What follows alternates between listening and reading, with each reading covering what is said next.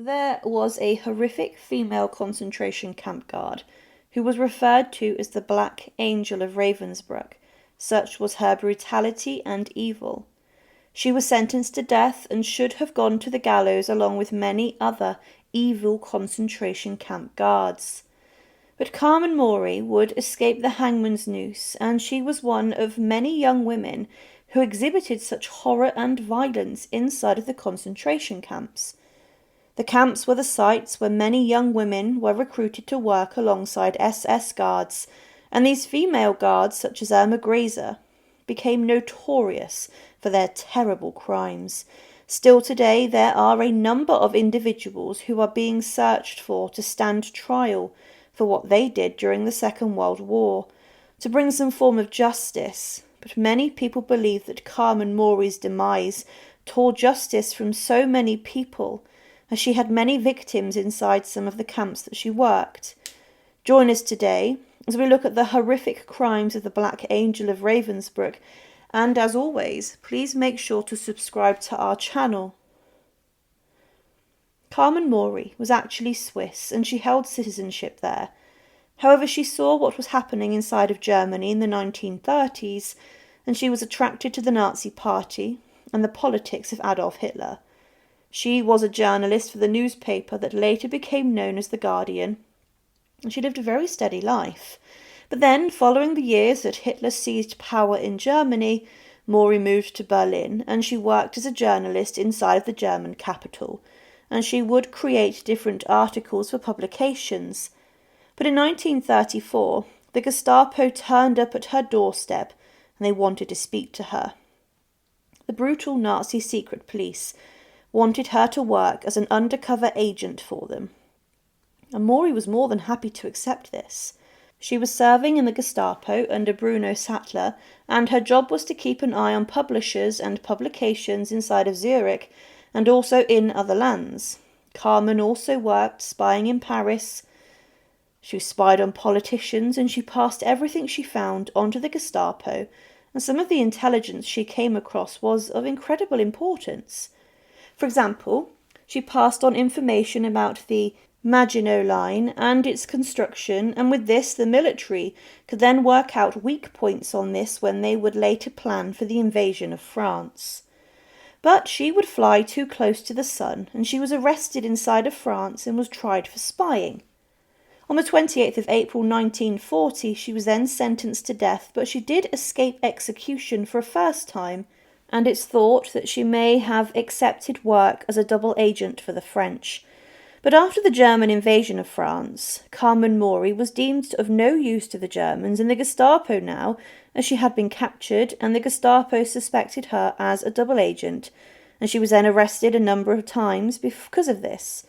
But shockingly, Mory was then sent to an all-female concentration camp known as Ravensbruck, and she was considered a possible spy, even though she had in the years before passed so much intelligence on to the Nazi authorities.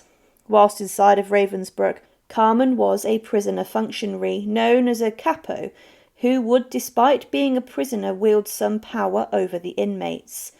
Regarding Ravensbruck, where she was imprisoned, it was all-female concentration camp, and it was established by the Nazis, and around 130,000 women would pass through the barbed wire fences there, and it is estimated that between 30,000 and 90,000 were killed at the camp. The conditions there were very harsh, and the women were forced to conduct heavy and hard labour, and it was said of the camp that they didn't shoot the women. We were to die of misery, hunger and exhaustion. When we arrived at Ravensbruck, it was the worst. The first thing I saw was a cart with all the dead piled on it, their arms and legs hanging out and mouths and eyes wide open. They reduced us to nothing. We didn't even feel like we had the value of cattle. You worked and you died. But in her work as a capo, Carmen Mory, despite being a prisoner herself, committed horrific crimes upon other inmates. She was ordered to oversee groups of prisoners, and using capos for the SS guards was a cheap way of making sure large numbers of inmates did what they wanted and worked hard, sometimes even to death. There were many capos who, at the end of the Second World War, when the camps were liberated, were turned on by the prisoners, and they beat the Kapos to death, as they were said to have been in league with the SS. Also, there were executions of Kapos carried out by the Allied forces following war crime trials.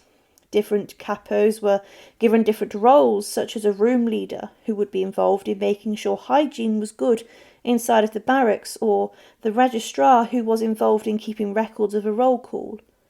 After the Second World War had come to an end, there were many accounts of Kapos being brought to war crimes trials for their cruelty and brutality in being complicit in the killing process at the camps. Most knew what was going on, and many Kapos would use violence, and some had blood on their hands, being responsible for killing prisoners and enforcing the conditions.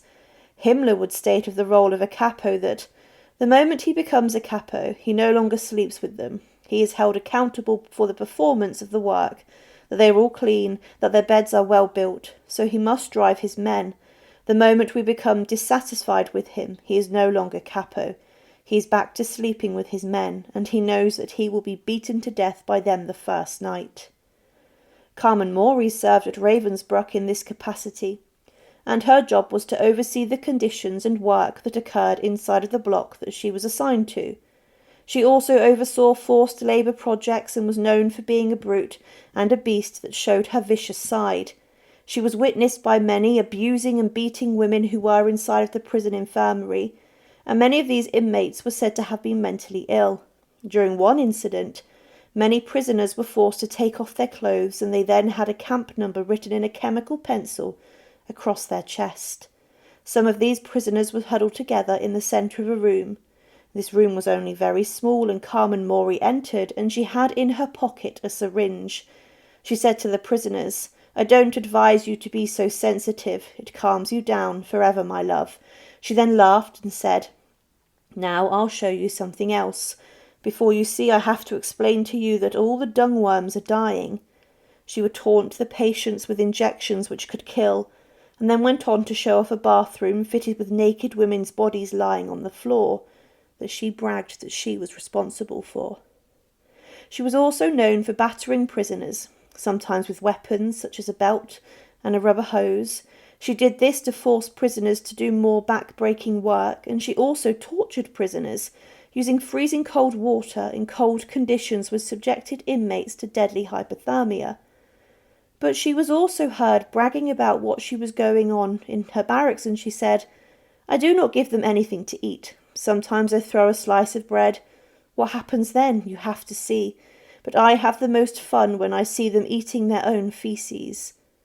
Carmen Mory was proud of what she was doing, but remember, she was, despite being attracted to the Nazi way of life and a collaborator, she was still a prisoner of the concentration camp who was working almost as an SS guard.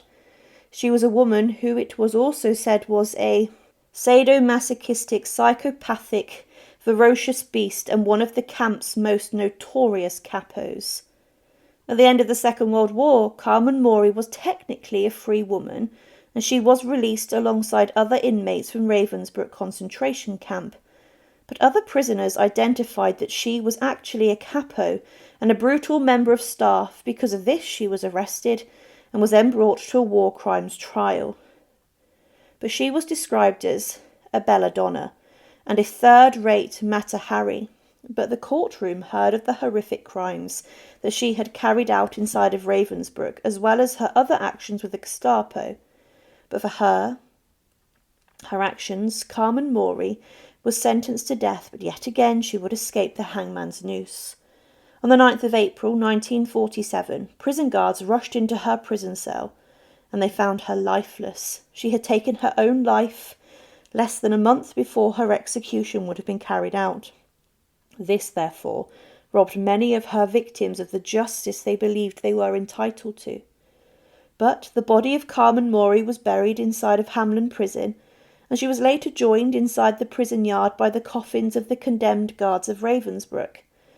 They were exhumed when space became short, and the remains of Carmen Mory were then interred inside of a cemetery nearby, alongside other evil female war criminals, including Irma Grazer and Elizabeth Volkenrath. Carmen Mory was a prisoner who was given some power inside of a concentration camp, but she instigated her own reign of terror that caused so much suffering.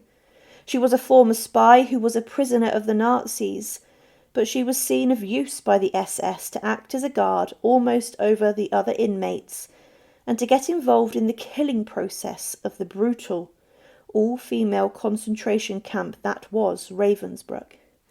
Thank you for watching, and to support our channel, please subscribe.